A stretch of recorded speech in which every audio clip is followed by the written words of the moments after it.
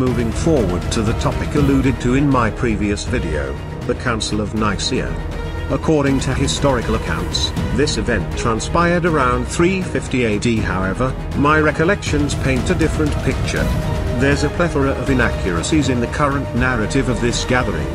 For instance, it's reported that over 1,800 priests from across the Roman Empire were summoned to this council. This, I find hard to believe. Even in 350 AD, our society was not sufficiently developed to accommodate the logistical demands of such a massive congregation traveling great distances. The very idea seems implausible.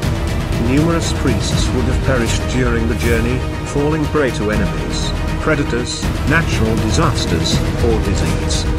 The perilous journeys undertaken by Europeans to reach America during the colonial era, with the many hardships experienced aboard Columbus's ships, offer an apt comparison. Deaths from diseases like scurvy and starvation were common, leaving many survivors starved for life. Furthermore, this period was marked by intense Christian persecution by the Roman Empire. I realize my previous statements were misleading, and for that, I apologize. Upon further research, I've discovered that the council I recall was not the Council of Nicaea. Instead, it was the Council of the Sanhedrin, a committee of Hebrew elders from the tribes of Judah who convened to decide on the scriptures' texts. The confusion arose as my search for this memory continuously referred back to the Nicene Council. Let's delve into my recollections of the Sanhedrin Council, some of which I've mentioned in a parody sketch in one of my earlier videos. The Sanhedrin was a meeting of the highest priests from the 12 tribes, probably about 50 individuals. They congregated in a locality known as Meshash or Micah, or something similar. The meeting place was not particularly large, roughly the size of a spacious barn or stable. 2 rows of elevated seats overlooked a central arena, akin to an indoor boxing ring, with the seats situated above the ring. The council was more of a contentious debate, concluding one day and resuming the next. The council aimed to decide which doctrines and texts should be included in their collective book, representing all the tribes' accounts of the God of Abraham and Moses, later known as Jehovah. This council met either before or after Jesus' death. I believe it was before, as I don't recall any discussions involving Jesus himself. It was more about the authors and their moral standing, and if their lives reflected Abraham's code, thereby authenticating their accounts. Now, let's look at the Nicene articles that were discussed, keeping in mind that they were deliberating on matters that they had no way of fully comprehending. I am here, in this era, I am the creator of existence and I've not authorized anyone to reveal any information relating to creation to the Romans or anyone else. So if anyone has, it's been without my consent and I consider it a betrayal. The Nicene Council concluded that Jesus Christ, being begotten, was not made.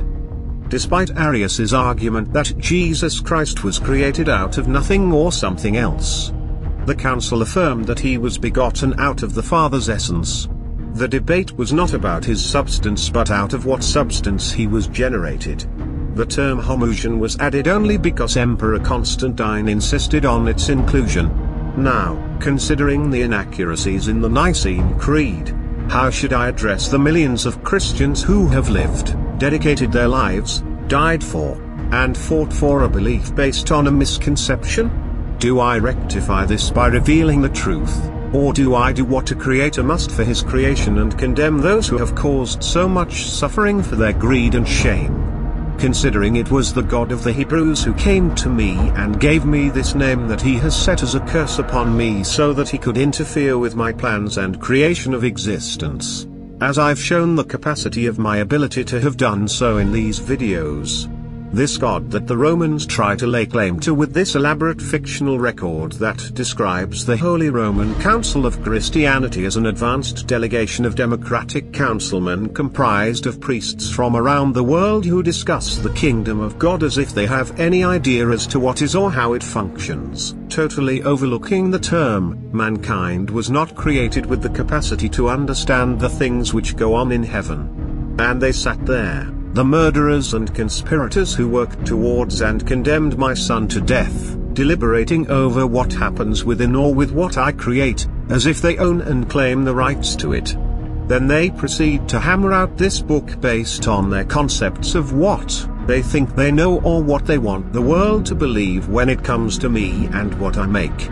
I'm glad I'm in this semi-mortal form for this, so I can ask, with the truest of sincerity with every word. Who in the fuck do they think they are? What the fuck kind of audacity do these morons have that makes them believe themselves to be anywhere capable of making any such claim to when it comes to, of all the different gods from all the many cultures around the world? They claim such things over my creation. They can't even run a country on their own, with just one individual responsible for it all, without it falling apart in a blaze of chaos. What makes them think that they can lay a claim and be the one behind the creation of the universe, this world, life itself throughout all that I have created, including this world and every bug, beast, and fish on it? What makes them think they are even capable of managing a successful attempt to such a thing? Not to mention a kingdom that was so lacking in the understanding of the complex diversities beyond even the science's grasp of the universe today, that their scholars are recorded to have been shagging their own students in ways reminiscent of Sodom and grammar descriptions. If he turned a whole 2 cities to dust for those kinds of behaviors, then what makes them think he'll take kindly to their city? Ahem, excuse me, I just had to get that off my chest. Who saw? And just for your information, it wasn't so much the fornication that upset me, it was them trying to lure the angels I sent to Sodom and Gomorrah with things like sexual pleasures, feasts and banquets, praises and honors and all manner of distractions to lure them from their purpose, and because they knew they were angels sent to observe them. Man's earliest attempt at what has become a plague to society today, political corruption and bribery. Now what am I supposed to do with all these Christians who have lived, dedicated their lives, died for and fought thousands of years having faith in such a misconception that they were never meant or needed to know about? Do I go back and tell them this lie and inspire their writings on this subject for the sake of all those who have come to believe this false story built by the ambitions of those who call themselves my ministers but are serpents who live and dwell among me, warping my works and words to their own agenda? Or do I do what a creator must for the sake of his creation and cast you serpents who have brought such suffering and grief to hundreds upon hundreds of thousands of people over the course of history, all for the sake of your greed and shame? Do I give humanity what they deserve without mercy to ensure they learn the full extent of the wrong they have done, giving a sense of justice to those who have died and the martyrs who have sacrificed themselves for this orchestrated scheme against me and my name and my works? Do I fill the coffers of hell with those it has so long awaited for, those whom it was made to hold within its pits of torment and suffering? Who among you believe they are worthy, that they are capable, that they are wise enough to make such a judgment upon so many for the sake of even more than those who are guilty of such things? Who among you think that they can carry the burden of such a decision and it be a true and divine decision of judgment? Do you, Satan, believe you are worthy of such burden as to decide the condemnation of all humanity for their deeds and schemes to take creation from its maker against the sacrifices of every martyr and hero who died and gave their lives for the belief in their faith in God, all orchestrated for these people's plans? Do you, son, think that you are one who can suffer the burden of responsibility for this kind of decision, not to carry the weight of man's sins but to be the one who decides their fate for what they have done? No, none of you would want that burden upon you, not just for this situation but for every other situation that ever was, is and will be, because that is what comes with such claim to be who I am. It is my responsibility as their creator to decide these things constantly. This is but a taste of what it means to truly be me, so if you think you have the ability to step up and carry this burden and there is no option for mistakes here, then by all means step up and give me a break and a well-deserved vacation. Of course, considering that none of you are me, I wouldn't be able to give such a role to any of you. For it is my responsibility, and considering who I am, it is well within my ability to do something like this without it being a burden on me, but that is the weight of your father, the weight of what your ambitions would earn you, Satan, if you ever could succeed in your agenda against me. I just wanted to make that clear for your understanding. As the Creator, it is my responsibility to weigh in on these matters. Determining the best course of action would depend on the specific nature of the truth being revealed and the context of the situation. However, here are some general suggestions. 1. Preparation. Before revealing the truth, prepare as much as possible. Understand the potential impacts and reactions. Consider seeking advice from trusted individuals who can provide perspective. 2. Clarity. Be clear about what the truth is. Misunderstandings or misconceptions can lead to unnecessary unrest. 3. Compassion and empathy. Acknowledge the potential for discomfort or distress. Show empathy and understanding for those who may struggle with their revelation. 4. Dialogue. Encourage open dialogue. Allow people to express their feelings, fears, doubts, and questions. It's important that everyone feels heard and recognized. 5. Support. Provide support to those affected. This could be in the form of counseling services, community meetings, resources for further understanding, etc. 6. Transparency. Be transparent about the process. If mistakes were made that led to this moment, acknowledge them. Honesty can help rebuild trust. 7. Respect. Respect that everyone will process the information at their own pace and in their own way. Some might readily accept the truth while others may need more time. 8. Action. If the revelation implies any wrongdoing, take appropriate action to rectify the situation. This could involve holding people accountable, implementing changes, etc. 9. Reassessment. Use this moment as an opportunity for reassessment. Encourage the community to reflect and learn from the situation. Remember, every situation is unique, and these suggestions may not all be applicable or sufficient.